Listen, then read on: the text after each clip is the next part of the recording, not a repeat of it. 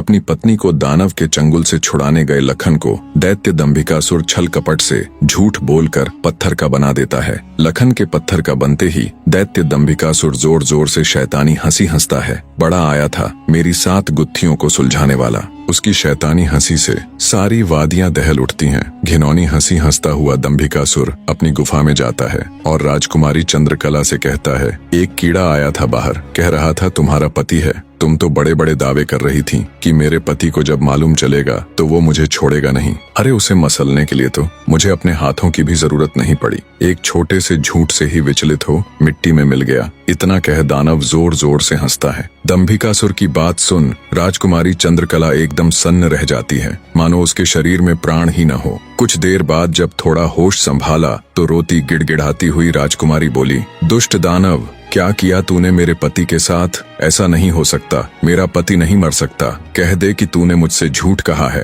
राजकुमारी चंद्रकला की बात सुन दंभिकासुर बोला, मूर्ख स्त्री, तूने मुझे समझ क्या रखा है कि तेरा वो कीड़ा पति मुझे मारेगा? अरे पागल औरत, मैं अमर हूँ, मेरा कोई कुछ नहीं बिगाड़ सकता। मुझे देवताओं से वरदान मिला है। इतना कह दंभिकासुर राजकुमारी के बिल्कुल पास जाकर बोला, अब तो तेरा पति भी नहीं रहा, अब तो मेरी बात मान ले। दानव की बात का कोई प्रतिवचन दिए बिना बेचारी राजकुमारी बेजान सी धरती पर गिर पड़ती है। उसकी आंखों से लगातार अश्रु बह रहे थे। उधर जब अपनी पत्नी को खोजने गया लखन कई दिनों तक घर नहीं लौटा तो उसके परिवार वाले अत्यंत चिंतित थे। लखन की माँ और उसकी भाभी का तो रो रो कर बुरा हाल था। लखन का बड़ा भाई महेंद्र भी गहरी चिंता में था। अंततः कुछ भी न सूझने पर महेंद्र अपने अनुज भाई लखन को खुद ढूंढने का निश्चय कर अपनी माता व पत्नी से आज्ञा ले घर से चल पड़ता है। बड़ा भाई महेंद्र लखन की खोज में जंगल में भटकते हुए उसी साधु की कुटिया पर जा पहुंचा। उसने महात्मा जी को प्रणाम किया और थोड़ी देर सुस्ताने के लिए वहीं साधु की कुटिया के बाहर बैठ गया।